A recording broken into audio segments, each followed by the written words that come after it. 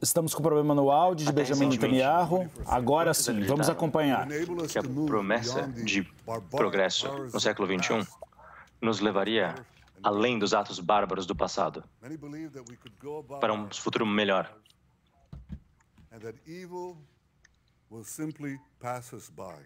Nós acreditávamos que o mal ficaria para trás, mas não ficou. Os atos de terrorismo do Hamas de 7 de outubro mostraram que não chegaremos à promessa de um futuro melhor a não ser que o mundo civilizado esteja disposto a combater os bárbaros. Porque os bárbaros estão dispostos a entrar em guerra conosco. E eles destroem tudo que nós valorizamos e nos levam em direção a um mundo de escuridão e medo. Esse é um ponto de virada para líderes e para nações. É momento de todos decidirmos se estamos dispostos a lutar por um futuro promissor ou se vamos nos render à tirania. Eu garanto a todos que Israel lutará. Desde 7 de outubro, Israel está em guerra. Não foi Israel quem começou essa guerra. Israel tampouco queria essa guerra. Mas Israel vencerá esta guerra. Hamas começou essa guerra com o pior atentado desde o Holocausto. Assassinou crianças em frente aos seus pais, assassinou pais em frente aos seus filhos. Queimaram pessoas vivas, estupraram mulheres, decapitaram homens, torturaram sobreviventes do Holocausto e sequestraram bebês. Cometeram crimes inimaginavelmente terríveis. E essa aliança do mal, formada com o Irã, com comércio de armas e o financiamento do Hamas em Gaza, Hezbollah em Líbano e outros no Oriente Médio e além do Oriente Médio. Israel está combatendo os inimigos da civilização, o terrorismo. É importante ter clareza moral. É importante entender a diferença do bem e do mal, do certo e do errado. É importante fazer uma distinção moral entre a execução de inocentes e vítimas acidentais que acontecem numa guerra, mesmo que uma guerra muito justa. E Hamas comete crimes de guerra todos os dias, utilizando palestinos como escudos humanos, enquanto ataca israelenses. Usar os palestinos como escudo humano é não só terrorismo, mas também pouco eficiente, porque enquanto os palestinos continuarem utilizando os palestinos como escudos humanos, eles vão continuar fazendo isso, utilizando os porões de hospitais para fazer o comando das suas operações. Vão continuar usando mesquitas como posições armamentícias. Vão continuar a roubar combustível e assistência humanitária para civis. Israel está fazendo tudo ao seu alcance para tirar os civis do campo de batalha. Mas o Hamas coloca os civis exatamente no campo de batalha. Nós estamos pedindo encarecidamente que os civis saiam das áreas de risco, enquanto o Hamas segura-os ali, apontando armas para eles.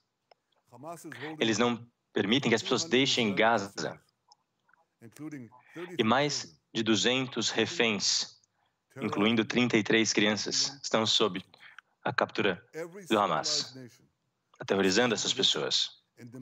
Toda nação civilizada deveria estar ao lado de Israel, exigindo a liberação imediata e incondicional dos reféns. Quero deixar clara a posição de Israel quanto a um cessar-fogo. Os Estados Unidos não concordaram em cessar fogo depois de Pearl Harbor ou depois do acontecimento terrorista de 11 de setembro. E nós não estamos dispostos a um cessar-fogo depois do atentado terrorista de 7 de outubro. Um pedido de cessar-fogo nesse momento seria nós nos rendermos ao terrorismo, ao Hamas, ao barbarismo, à barbárie. E isso não acontecerá. Senhoras e senhores, a Bíblia existe e diz que existe um momento de guerra e de paz. E esse é o momento de guerra. É uma guerra em prol do nosso futuro comum. Nós estamos ditando o limite aqui entre as forças da barbárie e da civilização. É o momento de todos decidirmos de que lado estamos. Israel está contra as forças da barbárie e estará contra ela até a nossa vitória. Espero que outras nações civilizadas por todo o mundo nos respaldem nessa batalha, porque a batalha de Israel é a sua batalha, porque se o Hamas e o mal vencer, vocês serão o próximo alvo. E é por isso que a vitória de Israel é a vitória de vocês. Mas não se enganem, independentemente de quem estiver ao lado de Israel, Israel vai vencer essa batalha, vai lutar até que a batalha seja vencida e que Deus abençoe Israel e que Deus abençoe todos aqueles que estão ao nosso lado. Agora, Benjamin Netanyahu faz uma fala dura, deve continuar respondendo às perguntas de jornalistas presentes. Vamos acompanhar. Good evening, sir. Good evening. Neeraj from India. Olá, I senhor. represent Boa noite. Network 18 Group in India. My question to you is that how Represento do you see the a imprensa indiana.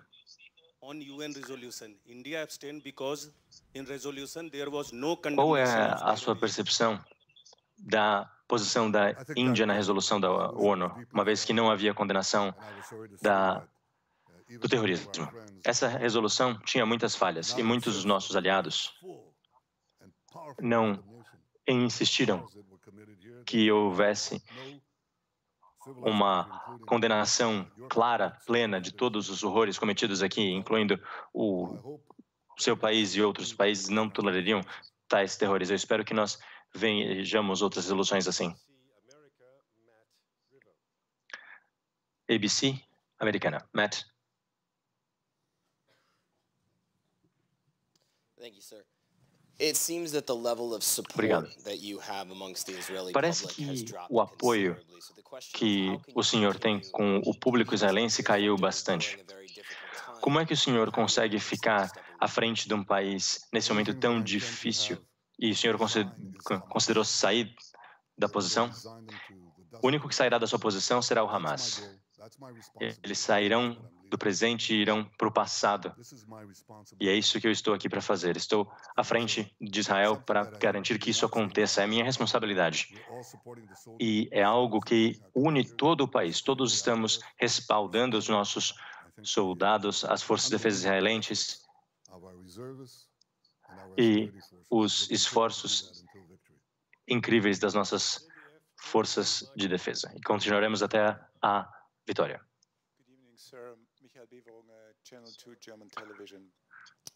Michael Bivon, da TV alemã. Temos uma discussão, existe uma discussão sobre os reféns e o curso da ação militar até aqui. A única forma de libertar os reféns é, claro, obter sucesso nas operações. Um refém foi libertado no domingo, mas isso pode dificultar as negociações. O que o senhor diria quanto aos reféns, principalmente considerando a pressão militar? Me encontrei 2 vezes com as famílias dos reféns. Nós sentimos sua angústia. Eu senti a angústia das famílias. Não é só a sensação de perda, de luto. É uma sensação de não saber. É uma angústia contínua. Então eu entendo perfeitamente essa preocupação. Mas a nossa avaliação do todo, não só das forças de segurança, mas do gabinete, é que a ação por terra possibilita, não garante, mas possibilita a liberação dos reféns. Porque o Hamas não fará nada sem pressão. Eles só reagirão se houver pressão. E recebemos de braços abertos um refém, depois da operação de Shabak e das forças israelenses, e estamos comprometidos com o resgate de todos os reféns. Acreditamos que a nossa abordagem tem uma boa possibilidade de dar certo. Uma pergunta da Austrália.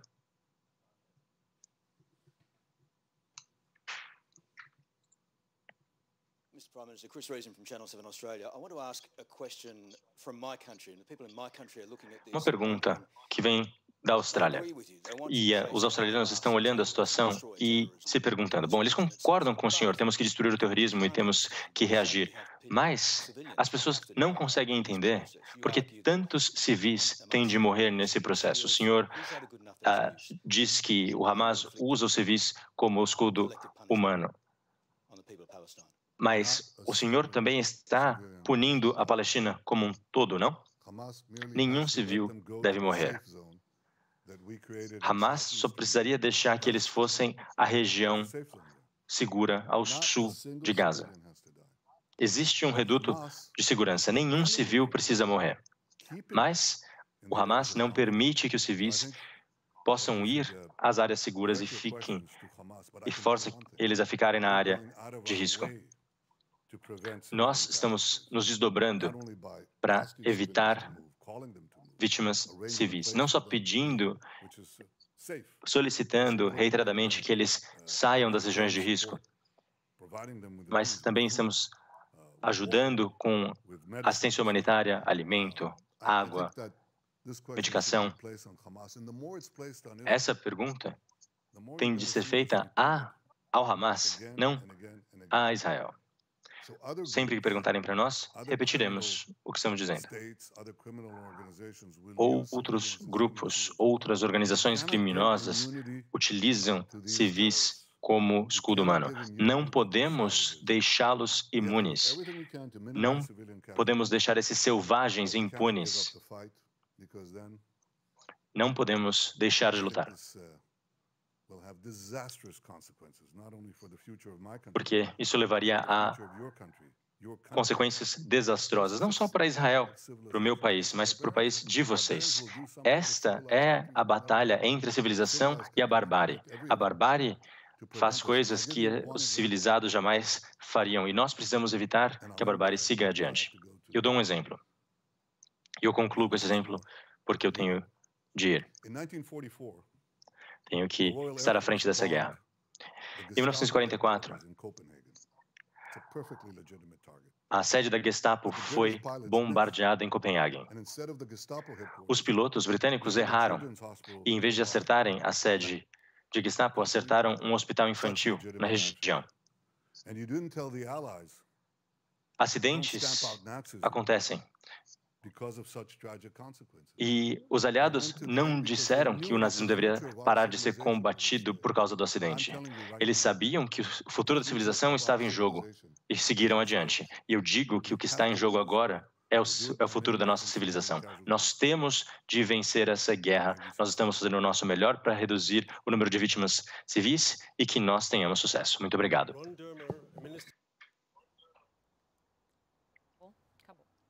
Bom, vamos voltar aqui para o estúdio? Vamos voltar para cá para a gente fazer um pequeno resumo dessa fala. Interessante, Uribe, a gente ressaltar que Netanyahu tem feito constantemente, atendido a imprensa para trazer esclarecimentos, obviamente com as informações por parte de Israel em relação à guerra, mas tem sido também uma estratégia de comunicação em meio às informações que estão sendo divulgadas para culpar o Hamas e apontar ali a mira ao Hamas, principalmente em relação à pressão que Netanyahu está sofrendo pela liberação dos reféns e dos demais civis que sofrem com o estrangulamento daquele território sem acesso a suprimentos básicos. Tanto que ele traz o apontamento na sua fala de que Israel está ajudando no que pode a essa população, fornecendo a ajuda humanitária que está sendo cobrada por ser insuficiente. O que a gente vê é uma mudança de tom de Benjamin Netanyahu do início da guerra até agora pelas pressões internacionais. Inicialmente era guerra total contra o Hamas. Hoje ele nem cita direito o nome do Hamas, ele fala de bárbaros.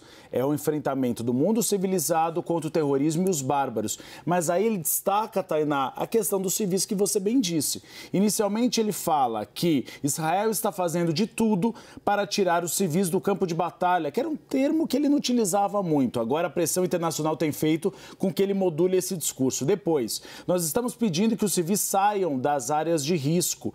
E aí pergunta-se do cessar-fogo. Ele disse que um pedido de cessar-fogo seria nós nos rendermos à barbárie. Mas só para entender, o que a comunidade internacional pede é uma pausa humanitária. Não é que a guerra seja paralisada, mas que tenha um período de 24 horas a 48 horas para que as pessoas consigam sair por esse corredor humanitário e, eventualmente, fiquem nessa zona no sul da faixa de Gaza ou passem pelo portão de Rafah para o Egito. Ele diz que a ação por terra, que tem sido feita desde a sexta-feira, e aí o exército israelense já avançou 3 quilômetros, tem ajudado na liberação de reféns, diz que o Hamas continua sob pressão e, se não houver essa incursão terrestre, o Hamas nunca vai liberar estes reféns. E ele diz que nenhum civil deve morrer. Estamos ajudando com a ajuda humanitária. E aí vem o fact-checking, que é sempre importante. Israel evitou por muito tempo fazer essa ajuda humanitária. E isso foi um grande problema. A comunidade internacional fez várias críticas, porque os caminhões não passavam pelo portão de Rafah porque Israel não liberava. Então é uma tentativa também de Benjamin Netanyahu de tentar melhorar a imagem dele, que ficou bastante desgastada junto à opinião pública, viu, Tainá? Perfeito resumo, Uribe. Vamos chamar a Priscila Caneparo, que está com a gente, doutora em Direito Internacional.